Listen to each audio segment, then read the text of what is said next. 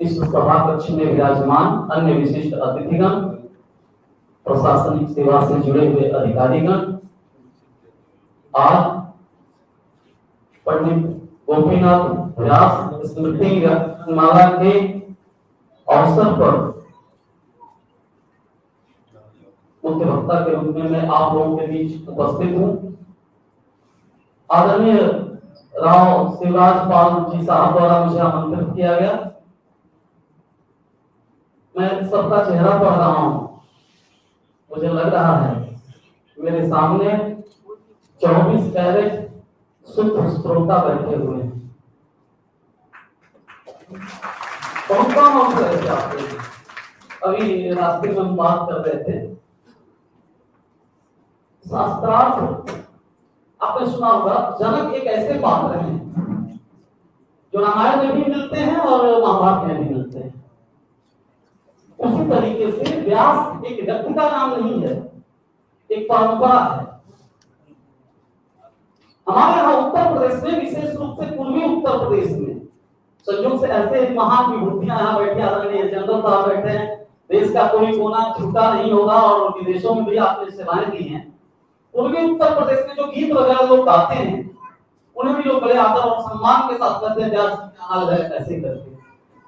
परंपरा चलिए, मनु किसी व्यक्ति विशेष का नाम नहीं रहा, मनु परंपरा रही है। वैसे आप जानते होंगे शंकराचार्य भी कोई व्यक्ति विशेष नहीं थे। आदि शंकर में फिर उन पीठों पर जो विराजमान हुआ मठान्याय महानुशासनम के अनुसार वो शंकराचार्य परंपरा चलती गई। जब रास्ते में मैं था, एक आदमी कहा था कहाँ जा रहे हैं, मैं बोला जयपुर। उन्होंने कहा कि जयपुर से कुछ इससे पहले मैं आया हूँ भागपुर में, महाराजा सूरजमल ब्रिज विश्वविद्यालय में बहुत 4-5 साल पहले व्याख्यान दिया था। तो वो जयपुर में पहली बार आया, तो उस आदमी ने कहा कि आप जयपुर जा रहे हैं, इससे थोड़ा और आगे बढ़ेंगे तो अनाज नहीं होता, आपके यहाँ क्या होता है? मैंने बोला मेरे यहाँ तो होता है, गेहूं होता है। तो उसने कहा बंगाल में चावल ज्यादा होता है, पंजाब में गेहूं ज्यादा होता है, लेकिन राजस्थान में फसल कोई बहुत अच्छी नहीं होती। और मैंने उसको जवाब दिया, रास्ते में हमारे दोस्त से बैठे हैं, मैंने कहा कि देखो मैं जानता हूँ, भले जयपुर पहली बार जा रहा हूँ, राजस्थान में अनाज हो या ना हो, गेहूं या चावल हो ना हो, लेकिन इस संसार में परम पराक्रमी वीर और सूरमा यदि कहीं हुए हैं तो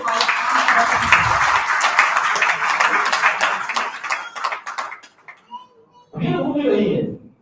यहाँ के लोगों ने यहाँ की मिट्टी में अपने सर बोए हैं, तब जाकर के हम यहाँ गणेश वंदना और सरस्वती वंदना कर रहे हैं, अपनी बात रख रहे हैं। कितने राजवंश मिट गए। राजस्थान ही वो भूमि थी जिसके तलवारों ने रोका इस्लाम के प्रसार को। इधर अपने मूल विषय पे आता हूं, सब जानते होंगे क्योंकि बहुत कठिन भाषण नहीं करूंगा। दिशाएं 4 हैं,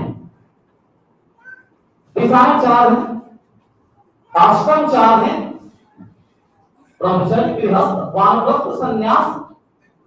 धाम 4 है, सुनाई होगा आपने, धाम 4 हो गए, दिशाएं 4, आश्रम 4। कोई बात नहीं, तो मैं कह रहा था कि दिशाएं 4 हैं, आश्रम 4 है, धाम 4 है। और शांति बना बहुत अच्छी बात होगी। धाम 4 है, पुरुषार्थ 4 हो गए, धर्म काम मोक्ष। वेद 4 है, क्योंकि आपने जो विषय दिया बड़ा वो लंबा चौड़ा, वैदिक दर्शन। स्वामी विवेकानंद जब आज का युवा और मृत्यु मीमांसा 4 सब्जेक्ट हैं, तो मैं मृत्यु मीमांसा से जोड़ते हुए ले चल रहा हूँ सबको। और क्यों बात हाँ हो रहा है, कोई बात नहीं करता हूँ। अभी माहौल बनेगा 2-3 मिनट में, फिर आप हम मुक्त हो जाए। तो मैं कह रहा था कि पुरुषार्थ 4 है, तो वेद भी युग भी 4 है। आपने सुना ही होगा और बड़ा अधिकांश लोग इसमें धर्म के लोग बैठते हैं, तो वेद 4 हो गए। हम केवल एक रूपरेखा बना रहे हैं ताकि दिमाग में आए कि वैदिक दर्शन है क्या। तो वेद 4 हो गए। अमूमन आम आदमी के दिमाग में ये बात बैठी हुई है कि 4 वेद मतलब 4 कोई किताबें होंगी। यही प्रथम दृष्टया आदमी विचार करता है कि 4 वेद मतलब 4 कोई किताबें हैं, ऋग्वेद, सामवेद, अथर्ववेद, यजुर्वेद। लेकिन ऐसा नहीं। वैदिक वाङ्मय हुआ है, वैदिक वाङ्मय हुआ। वाङ्मय 2 शब्दों से मिलकर बनता है, वाक् प्लस मय। वाक् मतलब वाणी, मय प्रत्यय है, बहुत सारे शब्द बनाए जा सकते हैं। तो वैदिक वाङ्मय में जैसे मैं बोलता रहा, अभी की दिशाएं 4 है, आश्रम 4 है, धाम 4 है, युग 4 है, ये 4 है, वो 4 है, वो बातें खराब है। तो वेद के भी 4 भाग हैं। वेद के 4 भाग। तो वेद का पहला भाग कहलाता है संहिता, दूसरा भाग कहलाता है ब्राह्मण। बहुत सारे ब्राह्मण ग्रंथ आपने पढ़े होंगे, विशेष रूप से सोशियोलॉजी वाले लोग पढ़ते होंगे। सप्तक ब्राह्मण का उल्लेख बार बार आता है जब भारतीय समाज व्यवस्था के बारे में हम पढ़ाई करते हैं। तो वेद का पहला भाग संहिता जो मंत्र भाग है, वेद का दूसरा भाग कहलाता है ब्राह्मण, बहुत सारे ब्राह्मण ग्रंथ हैं। वेद का तीसरा भाग कहलाता है आर्यक, और वेद का चौथा भाग कहलाता है उपनिषद। चूंकि वेद का चौथा भाग उपनिषद है, वेद का अंतिम भाग उपनिषद है, फिर कह रहा हूं वेद का अंतिम भाग उपनिषद है, वेद का अंतिम भाग उपनिषद है, इसलिए उपनिषद को ही वेदांत कहा जाता है। वेद का अंतिम भाग है, इसलिए उपनिषद को हम कहते हैं वेदांत। एक बात अपने जमाने में तो जो शिक्षक दिवस थे, डॉक्टर सर्वपल्ली राधाकृष्णन ने जो भारतीय दर्शन पे काम किया, उनकी बड़ा फेमस पुस्तक है हिंदू व्यू ऑफ लाइफ। उसमें लिखते हैं कि वेदांत क्या है? Final phase of human thought, मनुष्य के सोच का अंतिम चरण है। इसके बाद मनुष्य सोच ही नहीं सकता। वेद शब्द विद धातु से बना है। धातु का मतलब क्रिया का मूल रूप, वर्ब का मूल रूप। जैसे रन आपने लिखा हुआ एक क्रिया हो गई, प्रेजेंट इंडेफिनिट टेंस में आर यू एन एस लिख दिया, कहीं R U double N I N G running, लेकिन मूल शब्द रन है। उसी तरीके से वेद विद मूल शब्द से बना है। विद का मतलब होता है जानना या ज्ञान। राधाकृष्णन जी का final phase of human thought, ज्ञान का भी अंतिम चरण है। इसके आगे ज्ञान हो ही नहीं सकता। वेदांत ज्ञान का अंतिम चरण है, फाइनल फेज है। इसके बाद मनुष्य जाके भविष्य में सोच ही नहीं सकती। अंतिम प्रश्न। अच्छा, दुनिया का सबसे बड़ा प्रश्न क्या है? मीमांसा को लेकर चल रहा हूं साथ में, इसलिए कि दुनिया का सबसे बड़ा प्रश्न है मैं कौन हूं। इससे बड़ा सवाल कोई नहीं है इस धरती पर। ये पगड़ी थोड़ी देर तो पहले आपकी थी, लेकिन अब मेरी है। ये पगड़ी मेरी है, लेकिन मैं पगड़ी नहीं हूं। कुर्ता मेरा है, लेकिन मैं कुर्ता नहीं हूं। हाथ मेरा है, मैं हाथ नहीं हूं। आंख मेरा है, मैं आंख नहीं हूं। शरीर मेरा है, मैं शरीर नहीं हूं। तो मैं कौन? और इस प्रश्न का उत्तर चलते हैं जब वेद के अंतिम भाग में, वेदांत दर्शन में, तब हम इसका उत्तर ढूंढते हैं और मिलता भी है। जैसे हम राव साहब जानते हैं जनकपुर में जो कहा, जहां से भाषण की शुरुआत की मैंने, जनकपुर में जनक के दरबार में शास्त्रार्थ होते थे, और जिसको मैं का ज्ञान होता था वही ब्रह्म ज्ञानी कहलाता है। जिसके पास समक्ष सत्ता का ज्ञान हो जाए वो ब्रह्म ज्ञानी है। महाराजा जनक के दरबार में अष्टावक्र ने बंदी के साथ शास्त्रार्थ किया, आपने सुना होगा। राजा जनक के दरबार में महिलाएं बैठी हैं, गार्गी और याज्ञवल्क्य के बीच संवाद हुआ था।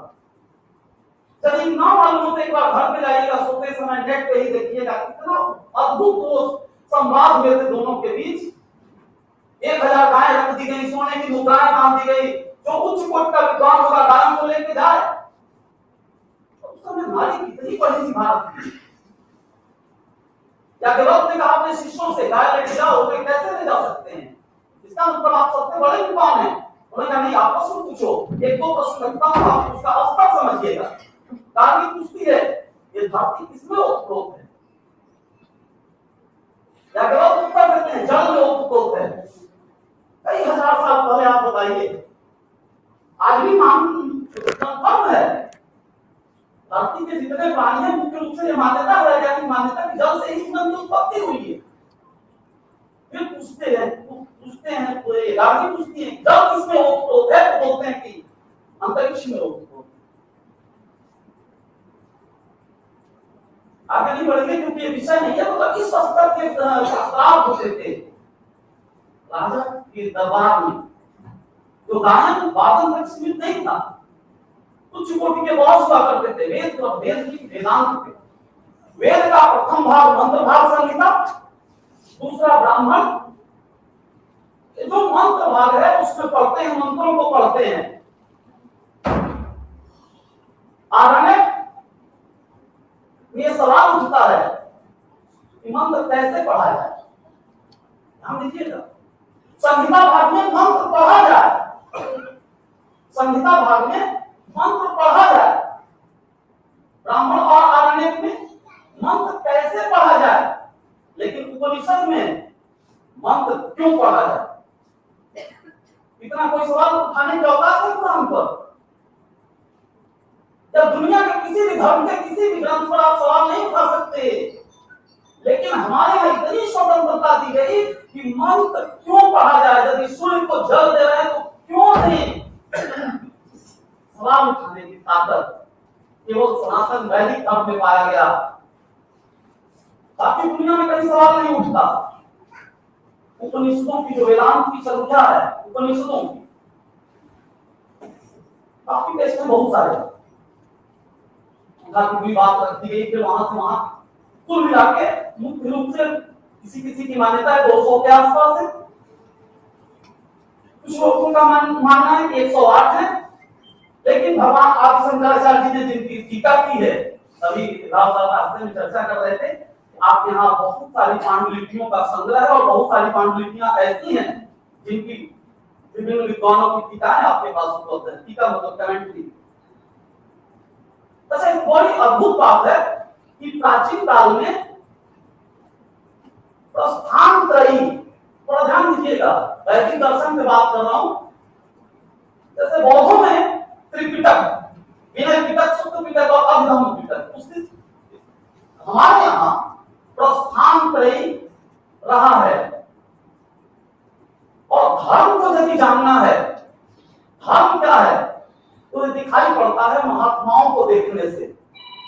धर्म का जीता जागता स्वरूप यदि देखना हो, क्योंकि धर्म कोई मूर्त विषय वस्तु तो है नहीं। धर्म का मूल रूप दिखाई देता है महात्माओं के आचरण में। लेकिन दर्शन कहां है, तो वो है प्रस्थान त्रयी में। 3 प्रस्थान है हमारे सनातन धर्म में, श्रीमद् भगवत गीता, ब्रह्मसूत्र और उपनिषद। 3 प्रस्थान है। और शुरू से यह मान्यता है कि कोई विद्वान, चाहे वो कितना भी बड़ा विद्वान हो, यदि प्रस्थान त्रयी की टीका कर दिया हो तभी उसे आचार्य कहेंगे, नहीं तो कभी उसे आचार्य नहीं कहेंगे। क्या हमारे मान्यता है? शुरू से आप कहीं सब करेंगे। हम एक विद्वान को मान्यवर कर सकते हैं, श्रीमान जी कर सकते हैं, महोदय कर सकते हैं, विविध प्रकार के शाब्दिक अलंकरणों से सुशोभित कर सकते हैं, लेकिन उसे आचार्य नहीं कर सकते। आचार्य वही करवाने का अधिकारी है जो प्रस्थान त्रयी का स्वतंत्र भाष्य कर दिया हो। और जो स्वामी विवेकानंद युवा की बात हो रही है, विवेकानंद जी को बहुत बार की घटना है, बहुत उम्र में जब लग रहा था कि सनातन हिंदू वैदिक धर्म पूरी तरह से समाप्त हो जाएगा, कोई विशेष नहीं बचा था। जो बचे भी थे वो विविध शैव मत को मानने वाले, कोई शाक्त मत को मानने वाले, विविध मतों के मानने वाले लोग हो गए थे। तब केरल के कालड़ी में शंकराचार्य जी का जन्म हुआ और पूरे भारत में, पता नहीं आप यहाँ क्या कहा जाता है, तो जमीन को नापते हैं लोग, और होगा यहाँ भी, हमारे यहाँ लेखपाल बोलते हैं। तो पटवारी जमीन को नापता है और खेत के 4 कोनों पर 4 फुटे गाड़ देता है। इतनी कम उम्र में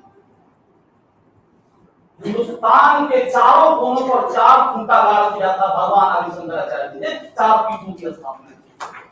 आप देखें चारों दिशाओं में बिल्कुल बॉर्डर पे वेद के रक्षा हेतु, वेदांत के प्रचार के लिए। और जितना मैंने नाम गिनाया 108 उपनिषद, उतने सारे आरण्यक संहिताएं, ब्राह्मण ग्रंथ, सबको मिलाकर के, और श्रीमद् भगवत गीता का और सारे उपनिषदों का और ब्रह्म सूत्र का सबका भाष्य कर दिया शंकराचार्य जी ने, सबका भाष्य कर दिया, पूरे देश को नाप दिया, सारे स्तोत्रों की रचना की, कनक धारा स्तोत्र बहुत सारे। मात्र 32 वर्ष की अवस्था में उन्होंने अपने शरीर का त्याग कर दिया। 32 वर्ष। इसलिए कह रहा हूं कि चाहे शंकराचार्य जी हो, चाहे स्वामी विवेकानंद जी हो, स्वामी विवेकानंद जी के जीवन का 3 उद्देश्य था। विषय है मेरा स्वामी विवेकानंद वाला। स्वामी विवेकानंद जी के जीवन का 3 उद्देश्य था। पहला ये कि भारत के लोग उस बात, किसी भी बात को सच तब मानते हैं जब विदेशी उसे स्वीकार करते हैं, तो विदेशियों को शिष्य बनाया जाए। दूसरा, भारत के लोगों में राष्ट्र गौरव का भाव पैदा किया जाए। और तीसरा, जो सदियों से एक परंपरा पड़ी थी कि समुद्र यात्रा पाप है, ये तो कहीं ना कहीं पढ़ा होगा, जो समुद्र पार कर लेगा, निषेध किया गया, समुद्र यात्रा जो कर लेगा। अब याद भी शंकराचार्य जी, जो प्रमुख शंकराचार्य जी लोग हैं, चाहे जो बड़े आचार्य हैं, वो समुद्र यात्रा नहीं करते। और समुद्र यात्रा निषेध है, इस मिथक को तोड़ा जाए, युवाओं में राष्ट्र गौरव का भाव पैदा किया जाए और विदेशियों को अपना शिष्य बनाया जाए, उनके मुंह से कहा जाए कि भारतीय सभ्यता और संस्कृति श्रेष्ठ है, तब जाकर के भारत माता का कल्याण होगा। और इस तरीके से आदि शंकराचार्य जी मात्र 32 वर्ष की अवस्था में ही अपने उद्देश्य को उन्होंने प्राप्त किया। स्वामी विवेकानंद जी मात्र 39 वर्ष तक जीवित रहे, लेकिन 39 वर्ष की अल्प आयु में ही इन तीनों उद्देश्यों को पूरी तरह से प्राप्त करके दुनिया को दिखाया।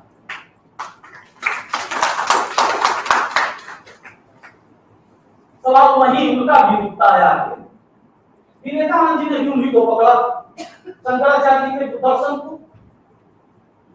तो शंकराचार्य जी ने जो दर्शन लेके आए, कोई भी मैं कर रहा था, आचार्य उसी को कहेंगे जो प्रस्थानत्रय का भाष्य किया करे। तो शंकराचार्य जी ने भी प्रस्थानत्रय का भाष्य किया, वल्लभाचार्य जी ने प्रस्थानत्रय का भाष्य किया, निम्बार्काचार्य जी ने प्रस्थानत्रय का भाष्य किया, मध्वाचार्य जी ने किया।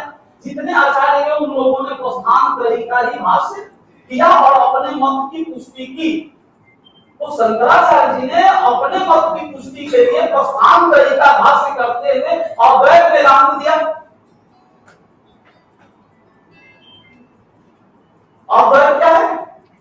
अद्वैत और नहीं, द्वैत माने दो, वह और यह दो नहीं।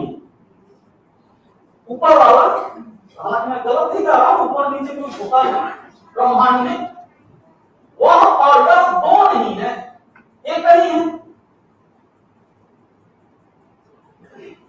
और सबसे बड़ा जो उपनिषद है, 10 से 11 उपनिषदों का भाष्य किया था शंकराचार्य जी ने। ईशावास्योपनिषद, केनोपनिषद, कठोपनिषद, मुंडकोपनिषद, मांडुक्योपनिषद, ऐतरेय, बृहदारण्यक, छांदोग्य। जो सबसे बड़ा उपनिषद है बृहदारण्यक उपनिषद, उसमें जब याज्ञवल्क्य वानप्रस्थ हो रहे हैं, जा रहे हैं वन में, उनकी एक पत्नी का लिए मेरे लिए व्यवस्था क्या की है? जैसे आपने अपने पतिदेव से कुछ प्रश्न रखे यहाँ पे, एक व्यवस्था क्या की है? उन्होंने कहा 10,000 गायें मैं आपको दे के जा रहा हूँ। याज्ञवल्क्य ने दे दिया कात्यायनी को। मैत्रेयी कह रही है कि नहीं, मुझे गाय कुछ नहीं चाहिए। अब मैं जा रहा हूँ अद्वैत वेदांत, मुझे गाय नहीं चाहिए। आप कहाँ जा रहे हैं, किस लिए जा रहे हैं? मुझे वो चीज चाहिए। और ऋषि थोड़ा विचलित होते हैं। वहीं ये मंत्र आता है, आप में सारे लोग इस बात को सुने होंगे, असतो मा सद्गमय तमसो मा ज्योतिर्गमय मृत्योर्मा अमृतंगमय। मुझे भी नहीं चाहिए। कहां?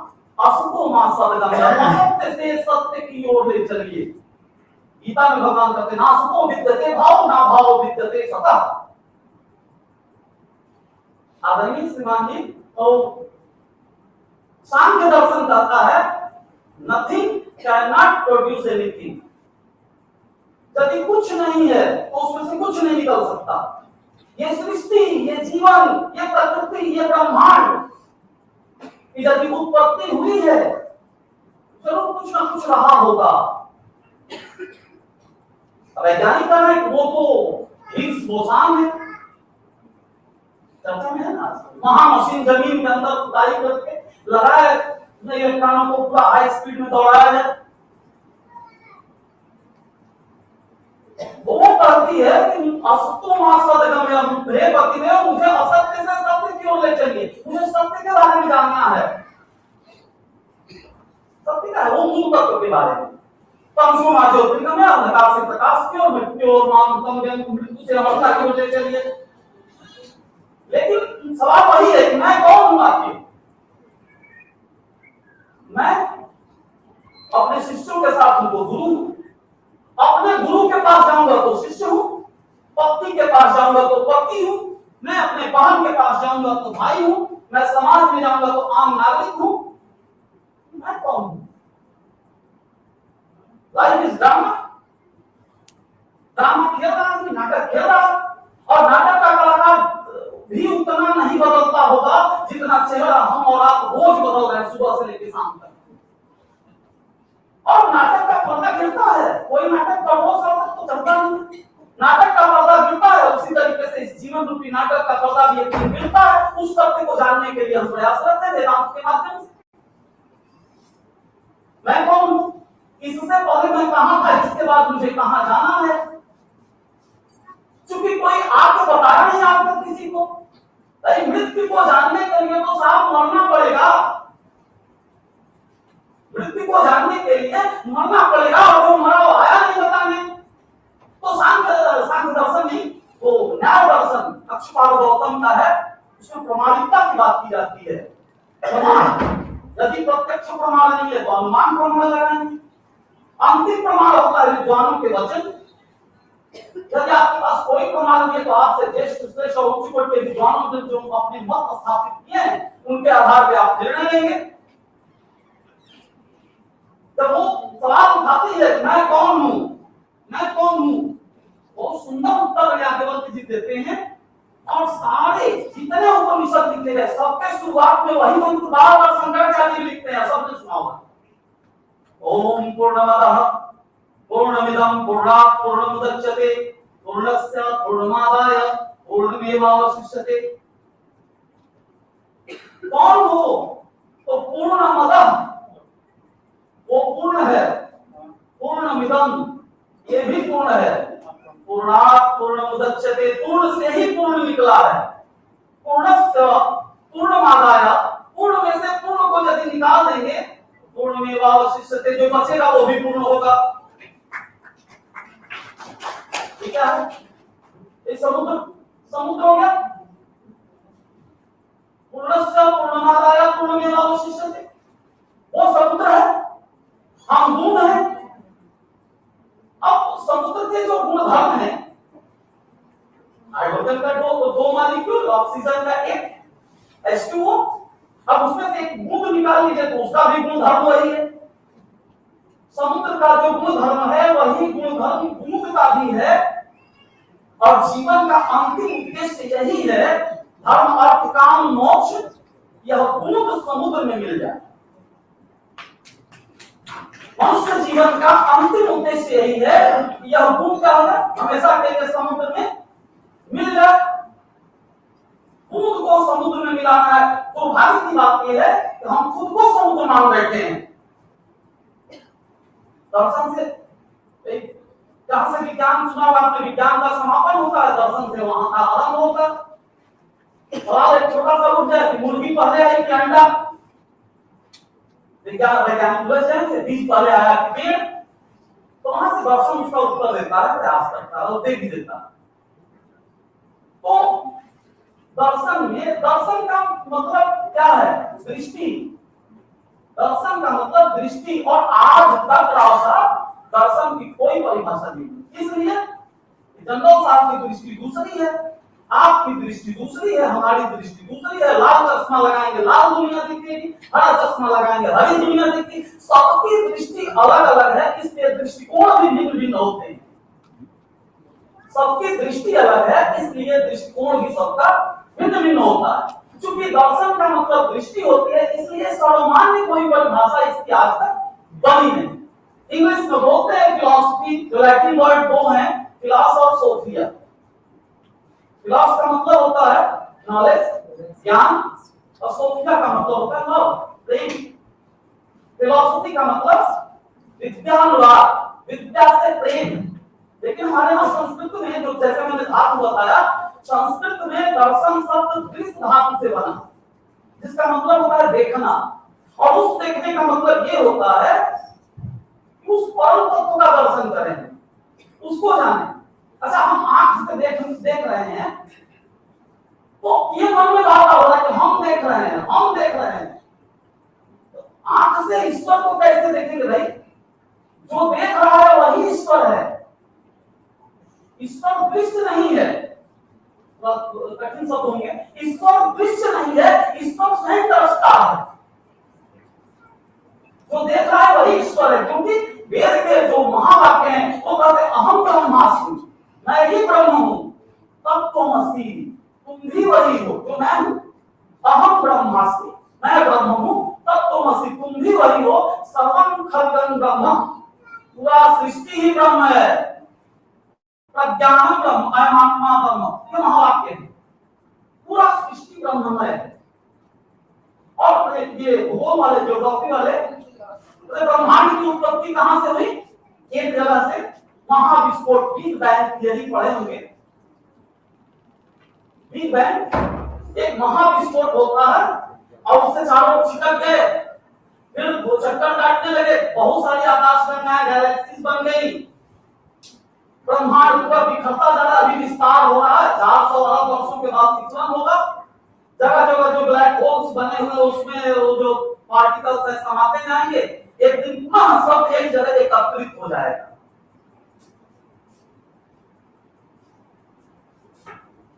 यही तो है, एक जगह से ही सबकी उत्पत्ति हुई है। बात रही मृत्यु मीमांसा की, ये जितने तत्व हैं इस सृष्टि में, ये सारे तत्व यहीं से हम लोगों ने प्राप्त किया है। एक भी ऊपर से लेके नहीं आए हैं, ये कल है हम लोगों के ऊपर। और जब यहाँ से जाना है तो इन सारे तत्वों को दे के जाना है। जितने कैल्शियम है इस शरीर में, वो कैल्शियम में मिल जाएगा। जो आयरन के कारण, वो आयरन में मिल जाएगा। फास्फोरस उसमें मिल जाएगा। जो यहाँ से लिए हैं सारा कर है, और वो आपको देना ही देना है। आप एक कण ले जाने की हैसियत नहीं रखते। जब ब्रह्मांड को देखते हैं तो पता चलता है पृथ्वी की हैसियत कुछ नहीं है। और उस पृथ्वी पर राजस्थान के जयपुर के एक सभागार कक्ष में बैठ कर हम लोग बहुत लंबी लंबी बात कर लेते हैं। जीवन क्या है? गंगोत्री और गंगा सागर। गंगोत्री से गंगा निकलती हैं और गंगा सागर में मिल जाती हैं। मैंने पूछा एक बड़े संत से, मृत्यु के बाद क्या होता है? बहुत पहले, मृत्यु के बाद क्या होता है? बहुत उच्च कोटि के संत थे, उन्होंने कहा कि यही होता। मैंने पूछा मृत्यु के बाद होता क्या है? वो कहा कि यही होता है। फिर मैंने पूछा, मैं पता हूं, मतलब आप कहना क्या चाहते हैं? तो उन्होंने कहा कि मृत्यु के बाद ही तो तुम यहाँ खड़े होकर भाषण दे रहे हो। मृत्यु को नए जीवन की शुरुआत है।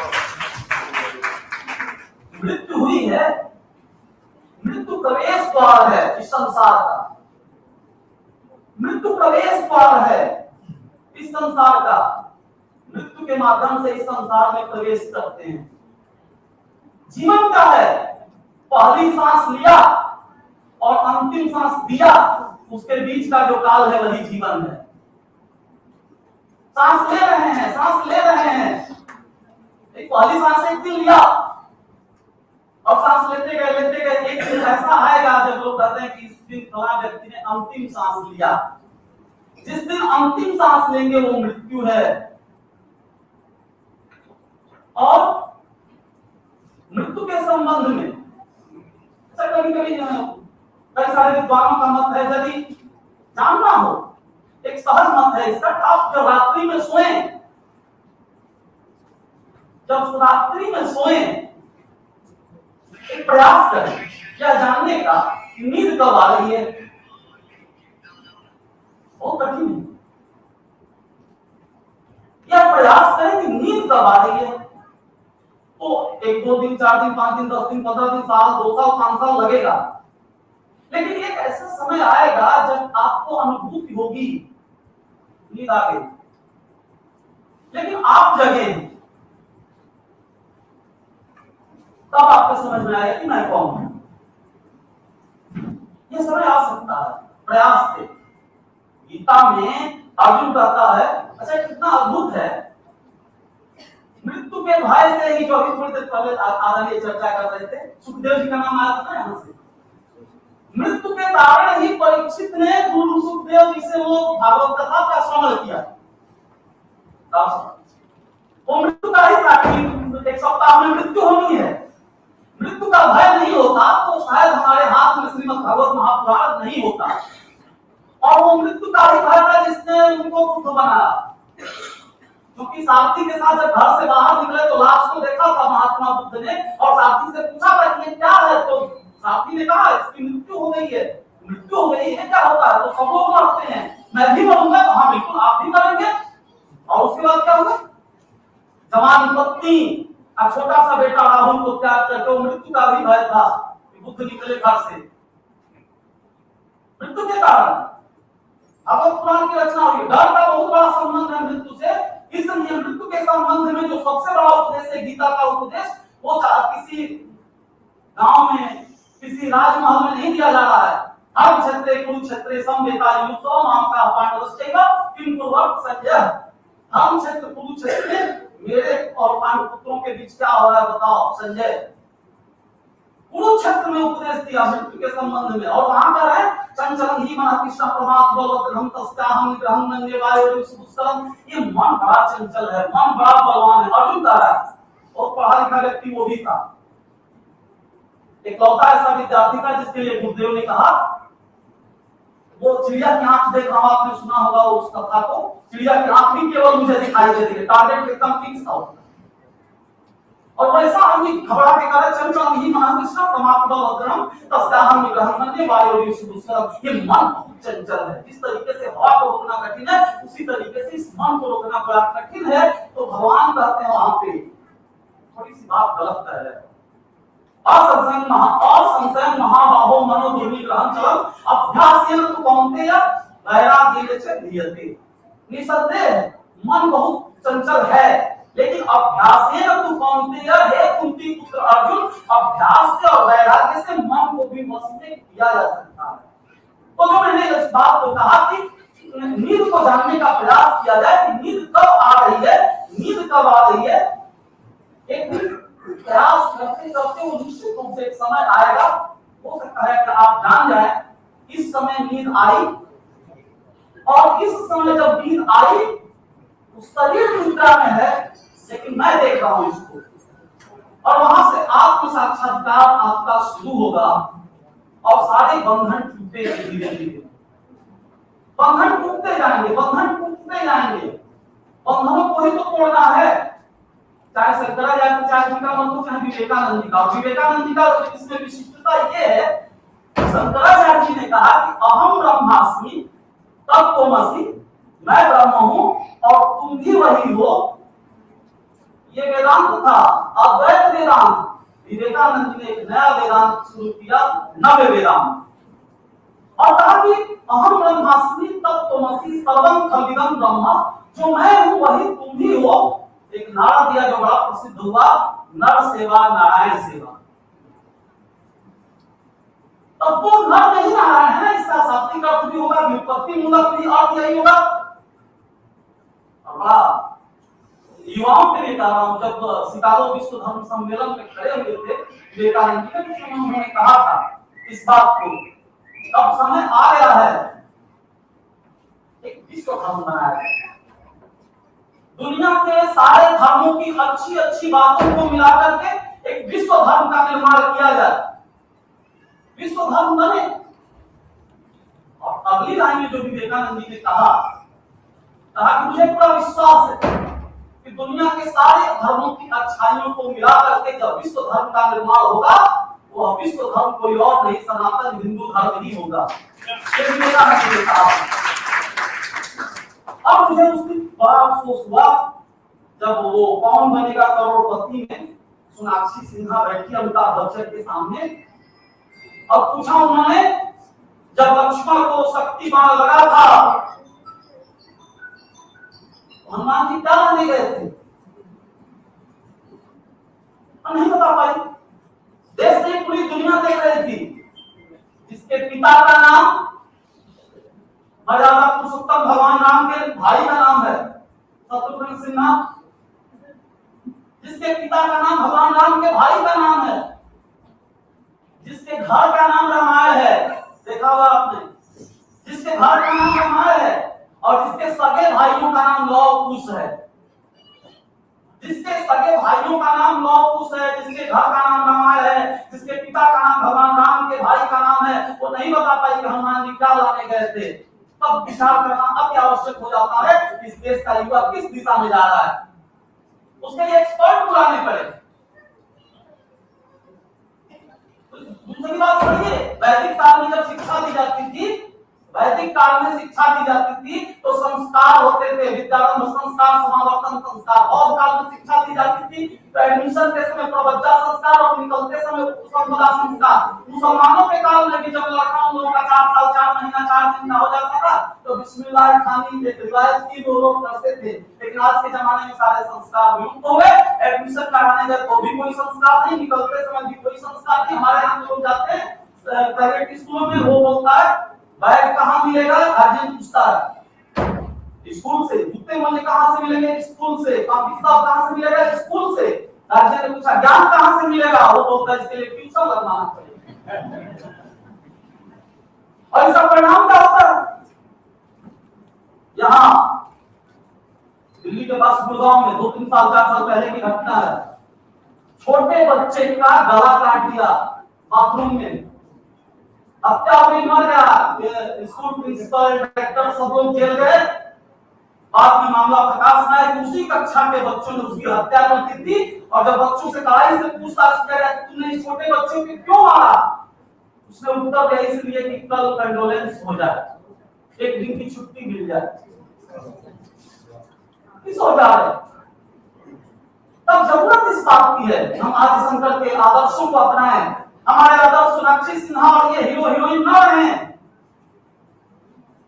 हमारे आदर्श भगवान राम बने। लंका का विजय प्राप्त हुआ नहीं था, लेकिन विभीषण को राज तिलक किया भगवान राम ने कि चलो तुमको आज ही हम लंका का राजा बनाते हैं। ये कॉन्फिडेंस भारत के युवाओं के पास होना चाहिए। युद्ध से पहले ही विजय का उद्घोष करने की ताकत थी, उससे प्रेरणा लेने की आवश्यकता है। और जब लगा युद्ध भूमि में कि हार जाएंगे हम, तो जिस नौजवान ने कसम खाया था कि मैं कभी हथियार नहीं उठाऊंगा, उस नौजवान ने कसम को तोड़ करके शस्त्र उठाया।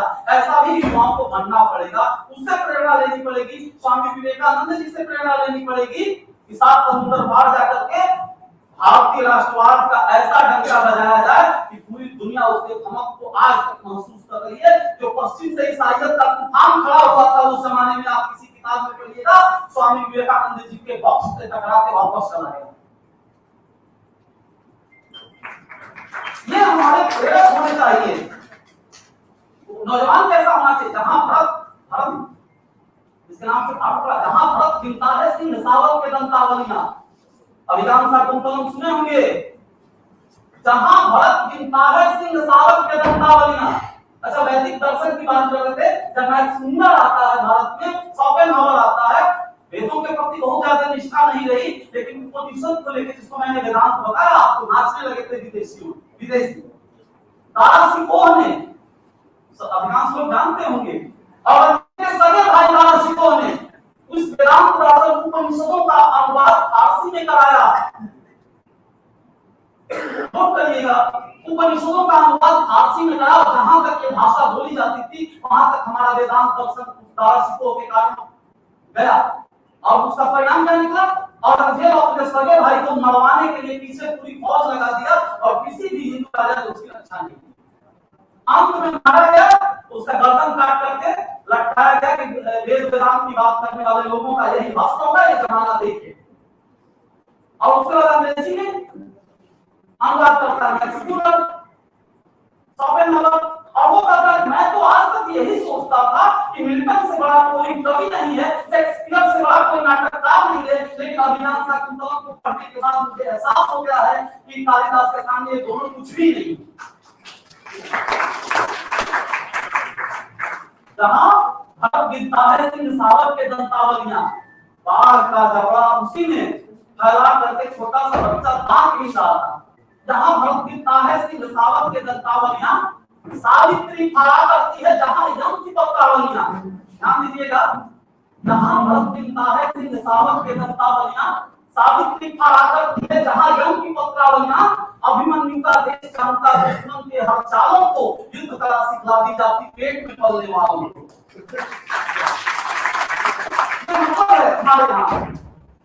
और अर्जुन जैसा व्यक्ति जो काम रहा है युद्ध भूमि में करता है, उतना पढ़ा लिखा व्यक्ति कि जब तक पेटे में पसंद की लोग हो अच्छे तो सब कुछ है कि तक दो संगीत तो रोहे से पापकम, जब तक सामने वाले के समझ में नहीं आ रहा है तो दो संगीत को क्या करने जा रहा है। लेकिन आचार्य पुत्र पिता है उच्चता मातृ पुत्र साला संबंधिन तथा एतान हम इच्छामि घतो कि मधुसूदनम अपित्रैलोक्य राजस्व हेतु किन महिते। ये सामने जितने चाचा काका नाना साला ससुर बैठे हुए हैं, तीनों लोगों का राज्य मुझे दे दीजिए तो भी मैं इन्हें मार नहीं सकता। तो भगवान ने पूछा मार सकते हो, तुम एक बिल्ली बना सकते हो क्या, एक चूहा बना सकते हो, एक चींटी बना सकते हो। यदि तुम जीवन नहीं दे सकते तो तुम जीवन ले भी नहीं सकते। तुम्हारी औकात क्या है, तुम्हारी हैसियत क्या है। जीवन देना और लेना काम मेरा है। असोचान व सोचस्तम प्रज्ञावादांश भासते गतासुन अगतासुन नाम सोचन्ति पंडिता। असोचान व सोचस्तम, तुम वो बात सोच रहे हो जिसको सोचने की कोई आवश्यकता ही नहीं है। और प्रज्ञावादांश भासते, और भाषण दे रहे हो तो लग रहा है बहुत बड़ा विद्वान। गतासुन जो चले गए, अगतासुन जो है यहाँ पे है नहीं गए, नाम सोचन्ति पंडिता, उसके बारे में विद्वान कभी विचार नहीं करते। उसके बारे में विद्वान कोई विचार नहीं करते। वो मेरा काम है, कौन मारा किसको मारना है, कब क्या होना है। तो मैं चर्चा कर रहा था मृत्यु के संबंध में। कई बार ऐसा होता है कि हम यहाँ बैठे हैं और मेरे मन में घबराहट हो रही है। जैसे मुझे किसी से प्रेम हो गया तो मैंने अपनी ऊर्जा से उसकी ऊर्जा को कनेक्ट कर लिया, और यदि उसकी मृत्यु हो जाती है तो कहीं कहीं मैं देखा हूं, अपने गांव में देखा हूं, शहरों में देखा हूं, तो कहते हैं मन मेरा बहुत घबरा आया। और कई बार ऐसा हुआ है आदमी को एहसास होने लगता है वो संबंध है। और मैं बचपन में मुझे श्रीमद् भगवद गीता पूरे 700 श्लोक याद है। तो इसलिए ये मेरे पूर्व जन्मों का संस्कार है।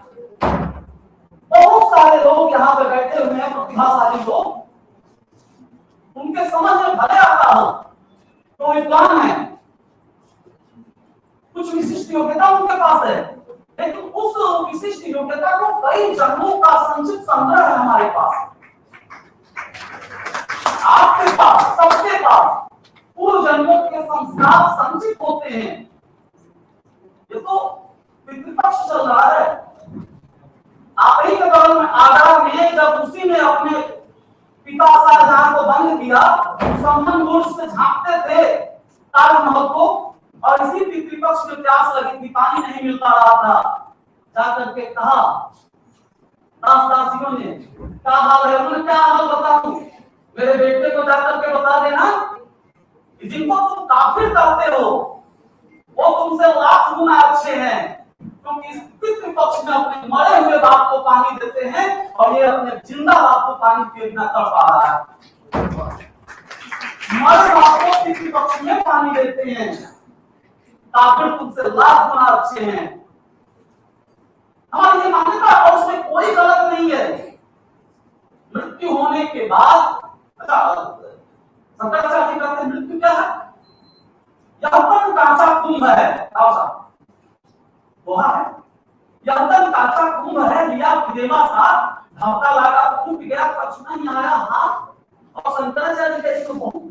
ऑप्शन जोड़ रहा हूं इसलिए कि यदि यह बोतल है खाली हो, पानी ना हो, इसके भीतर भी आकाश है और इसके बाहर भी आकाश है। बाहर वाला परमात्मा है, विश्वात्मा है, अंदर वाला आत्मा है। तो यदि यह फूट जाए तो क्या होगा? एक प्रकार हो जाएगा ना, इसके भीतर का आकाश और बाहर का आकाश दोनों मिलकर एक हो जाएंगे।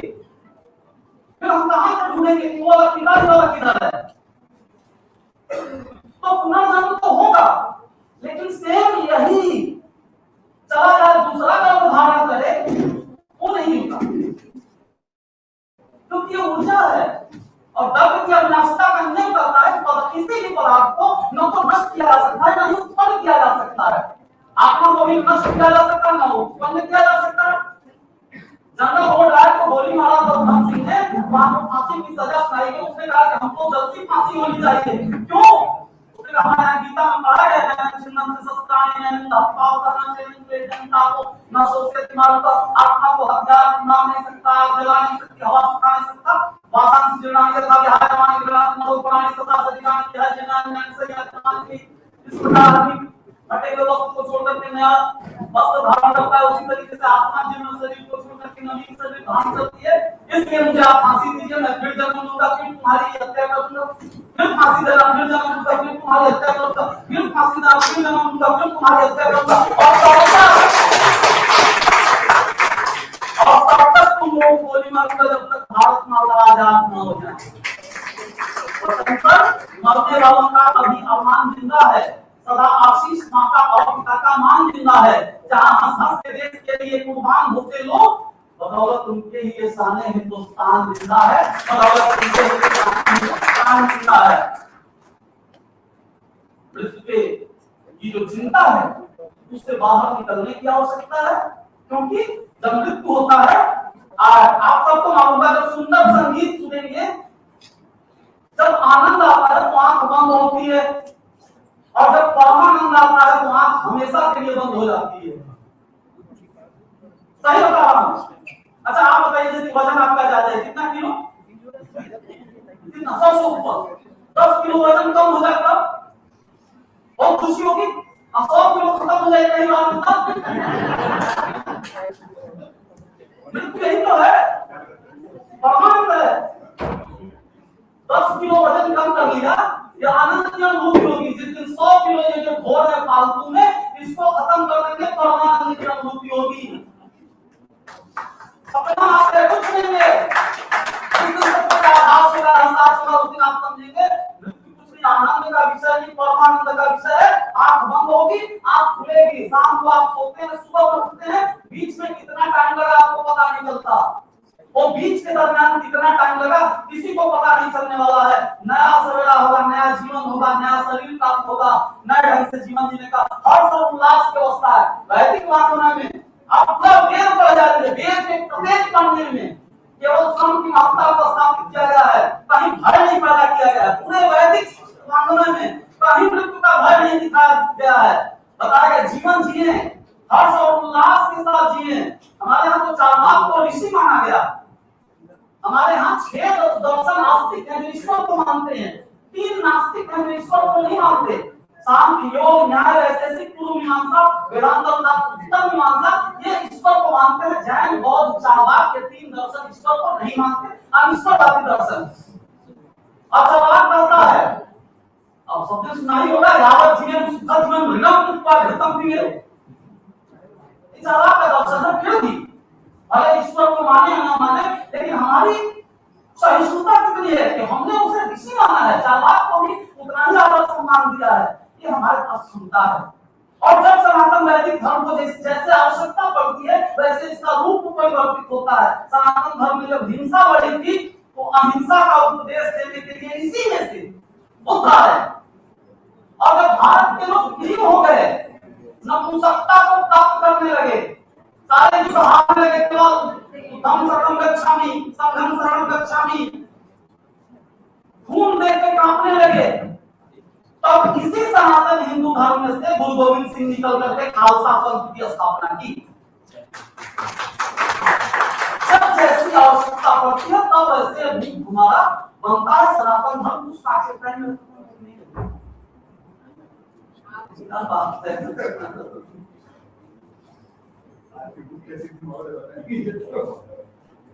मुझे बताना है तो मैं खुदा कर रहा था जैसी आवश्यकता पड़ती और इस कड़ी में जितने लोग आते गए। अच्छा आपने किसी ने सुना है कि किसी धर्म में कोई सुधार पैदा हुआ हो, इस्लाम में कोई सुधार आया?